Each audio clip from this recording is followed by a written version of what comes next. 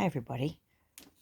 I have a real interest in needle felting. I use it in my textile art a lot and just thought, well, let's start from the basics and work our way through. So I thought you might enjoy seeing what I do. So basically what you're doing is pushing the roving, which is the fleece of the sheep, through, in this case I'm using felt, into a sponge, and a lot of it stays here, and the barbed needles on this little beauty, felting needle, don't know whether you're getting that, probably not. Anyway, that helps push it through. So you can also get all kinds of holders for these needles, and this one's a single one. You can also get multiples and even a machine that will do it. But let's have a look about colour. I am going to use two different coloured felt backgrounds, and I thought to illustrate this, I also am really into pastel painting, and I would show you on pastel. Pastel painting allows some of the background paper to come through. Can you see this? I've put two colours on, and there's a massive difference in how the colours appear with the different coloured backgrounds. Now, can you imagine if I did it on a dark blue? And maybe those sea colours, you know, they would look like the shadowy bits. So it all comes down to what you choose for your background. And that's why I'm going to experiment today with using a dark and a light, a white and a brown. And that's just plain old acrylic felt. So I'm wanting to show you this. This is the roving. I've chosen a green here. It's made of these long strands that you can just pull apart and tease it out, and you just use the tiniest bit. It's all about layering.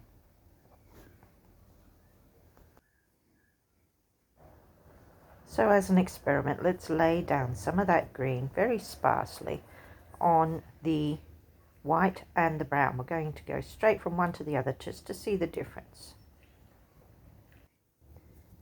On the edge we'll place a little bit thicker just to see the difference. And then we might add in another colour. What are we going for?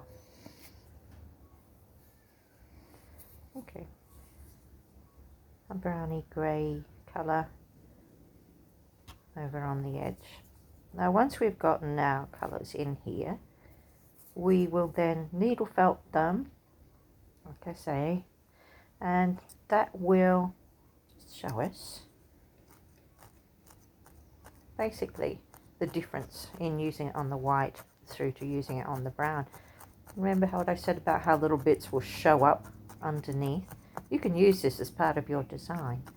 It's good to think about first as to, like, if you were doing a portrait, for example, you'd use a flesh color, or the shadows of if you're doing a tree or something, you might use a shadowy color for the background color and then build up. Anyway, whatever you use, let's just talk about the needle here. It's a simple in and out, prod, prod, prod, prod, prod. It's like stabbing something repeatedly. But the main thing is when you do put it in, you don't then change direction. You go in the same direction as you come out, otherwise you might snap your needle. But that's just a word about that. Let's just have a look here. What are we going to do? Right, we'll speed this little bit up. We're just going to add a few more little colours. I'm just doing the same on both. And like I say, it's building colours up, and we're going to do a nice little project soon of an apple. It's going to be on both colour backgrounds so that you can see what a finished work can look like, you know, with that, keeping that in mind. But this layering up of colours is what's important. Very, very tiny bits of roving you use that would last you a lifetime. But you could also use this. Here's some specialty yarn, you know, and it's a woolen one, so I've grabbed it It's the same kind of fleece inside. I wanted a touch of peachy colour, and that's something I didn't have in my roving, so I just grabbed it out of some wool. You know, it's looking quite nice. I think in this particular instance I would prefer the brown because I like that, you know, the bits that aren't showing. See, look, the bits that aren't covered, I mean, look quite good with the brown showing. All right, so here we go. So we've got our two different coloured acrylic felt backgrounds, and we've got a selection here of different rovings. Yeah, they pull apart into these gossamer thin layers, so that's what I'm going to be trying to show you, how you can build these layers up and different colours will come through and they'll just glow. So to start with, let's grab some of the white, and you can't even see it just now on that, but layer it up with something else. There, the tiniest little smidge of green on top of there, and that's showing you that you go up and down the way you come in. Don't try and go down and then bend it before you bring it up, or it will snap.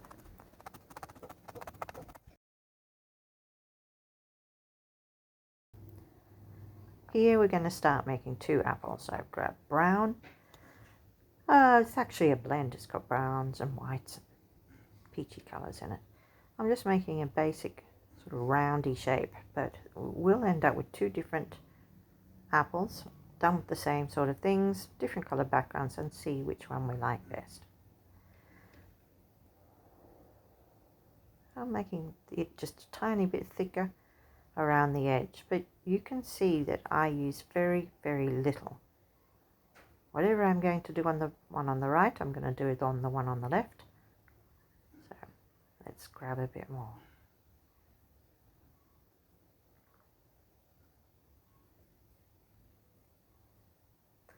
And I'm using the needle to tease those edges in. See how neat that became.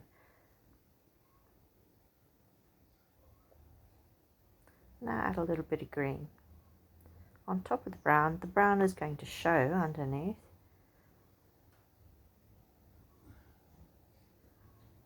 And a little touch of white up the top there. So what is happening is that we're choosing an area that we would like the sun to be on, or the light source. So it's not showing up so much on the white one there. Now where there's light, there's also shadow. And this may seem strange, but I'm grabbing a blue shade for that, just to put on the opposite corner. I'll put colours on top of it, but that dark blue is a really good colour to suggest shadow. And you can see I'm using my needle there straight up and down to just embed that in. I'm not going to do it entirely. Just going to get my colours in place, tacked down first.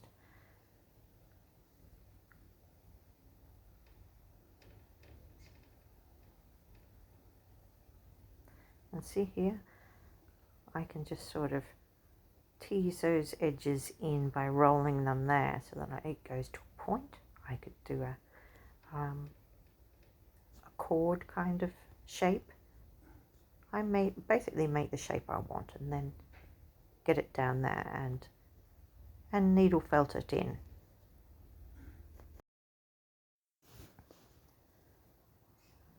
So using that needle very delicately, I'm tucking that edge in and defining that shape.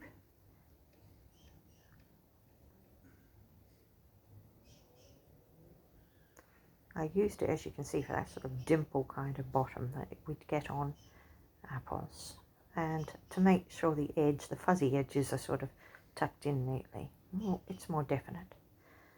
Now here I'm going to use a bit of white once again. See, I didn't need to add it all in one. There. And now I'm going to add it on the other, like I'm trying to do to make them similar. They won't be exactly the same.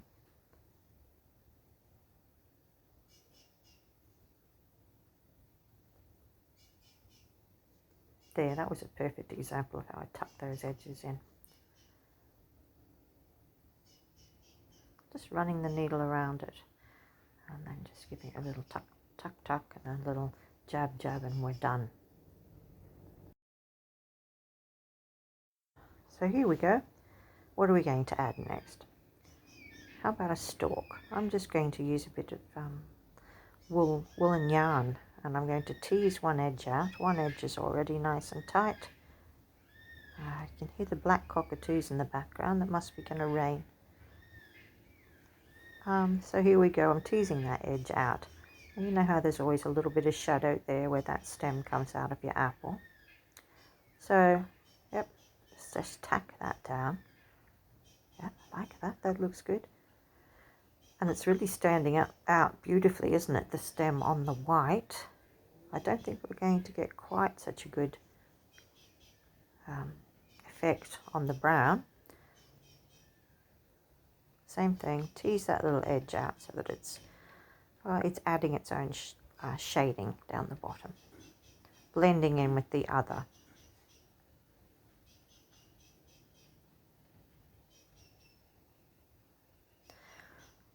Well, it really didn't take much to create an apple, did it? But I will continue here with adding little snippets of these lovely colours over top of each other.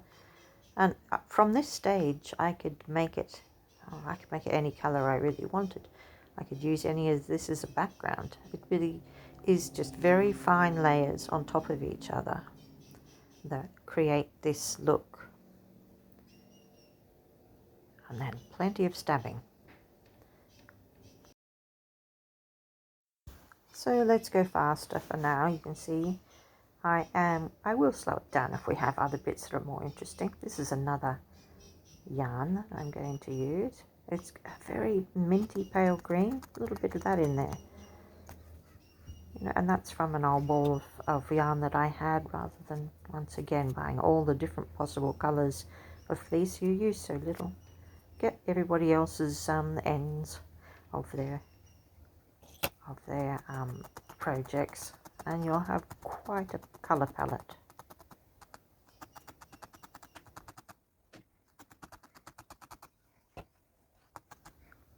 So let's add in some yellow. This is actually some beautiful mohair. That works too, little bits, and it's just that little bit silkier. It'll add a pretty luster and a shine there. It's also got a very curly edge to it.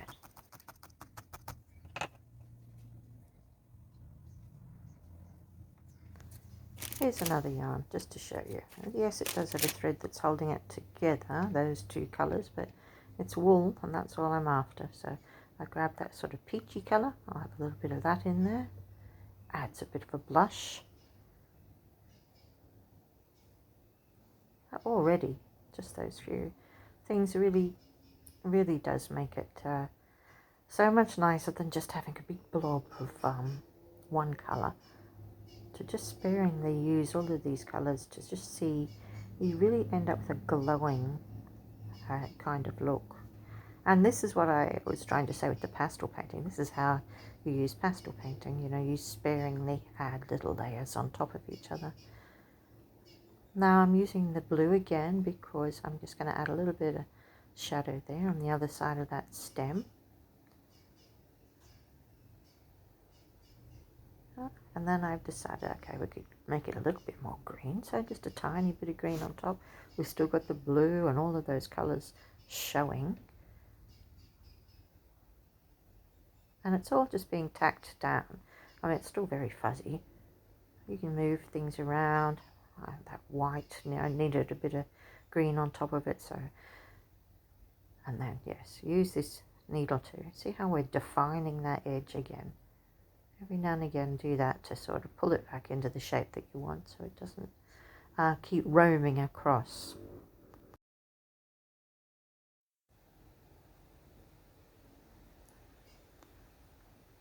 Right, and the same with the one on the left. I'm finding that its edges are just, I don't know, just well, the light colour blends into the background, so it does not really showing up as well for us. Let's grab some more of this glowing yellow. Look at that. That very fine bit on top has added some more. You know, you're back to your old days, aren't you? Of a little bit of yellow on top of a red colour would add an orange. And this is experimenting with blending colours.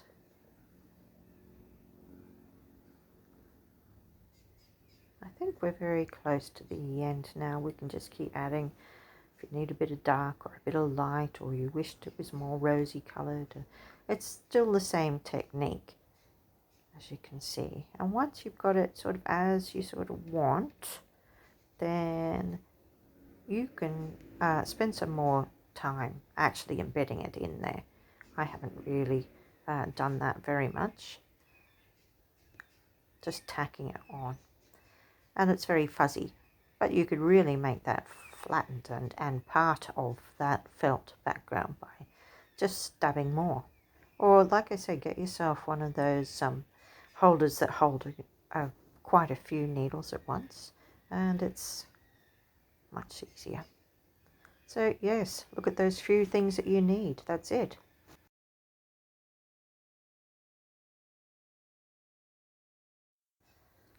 So as I say, plenty of stabbing. You are pushing that roving through and melding it, making it part of that background fabric. So can you see, I'll pull this white one off. I'm pulling it off slower, and you can see how it's punched all the way through. I'm pulling it off the sponge. It had embedded itself into that as well, but as you can see, it's now melded with that background. Now, talking about more needles and less time spent stabbing, I actually do have an embellisher machine. This is just showing you, I think this one holds about 7 needles or 5 something, and with your foot on the pedal it will go up and down, up and down, up and down for you. Much quicker than you can do it. You will have it all embedded in. This is, like I say, an old one that I had in the cupboard and I haven't used for many years. It almost seized, but I've grabbed it out because I'm feeling more in the mood for creating art with needle felting. And I thought you'd like to see it in action. Now, as you can see, they are pretty well embedded in there, and I could use my single needle to tart up that edge. Maybe add another colour in if I wanted. You can see it all in the background that it's come through. And this white one is not quite as melded as the other one, so I'm just going to give it a run around in the embellisher as well. It won't take much. See how I started on the outside and I worked my way through into the middle.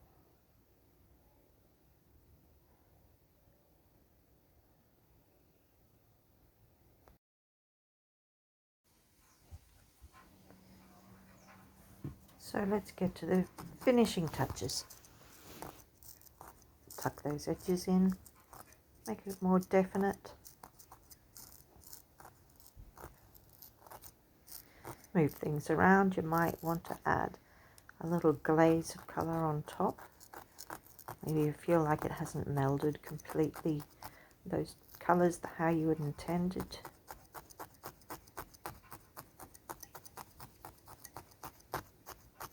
You know, it's a work of art. You stand back sometimes, have a look and see those colours. Yes, they were all very different. If you squinted your eyes or looked at it further away, I'm pretty sure they'd all just appear as like a rosy greeny kind of colour. But you feel like it needs to be swayed in one direction or another, just add a little light veneer of that roving and just keep going. add and add and add if necessary. Here I've grabbed a little bit more dark blue. I wanted a bit more of an edge on that one there. So I've twirled it in my fingers to make it into a long thin strand. And I'm going to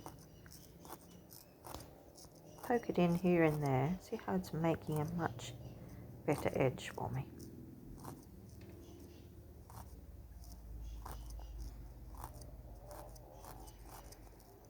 And when I've got it where I want it, of course, then I can prod some more until it goes in where I need it to.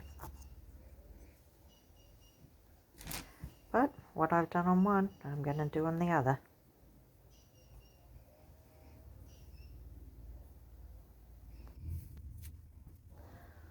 So we're close to the end. I'll probably play a little bit more and show you some pictures of how it ended. Like I say, you could take it any colour you wanted from here. This is just the first in a series I'm going to do on needle felting and making art and textile art from needle felting. So I hope you enjoy it. So I decided that the white really stood out a little bit too harshly, so I'm just putting a thin veneer of a russet colour and then green colour just to blend it in. And here I'm blending a nice green and a white because I would like a paler green of that shade, and I'm blending them together like that before I place it down as a little bit of shine on the apple. So I hope you have found that interesting. This is lesson 1. We'll continue on with this lovely craft, and if you would like to see more, don't forget to press like and subscribe to my channel to see the next installment. They're plenty of fun. Also, if you want to find me anywhere else, you'll find the links below. Thanks for watching.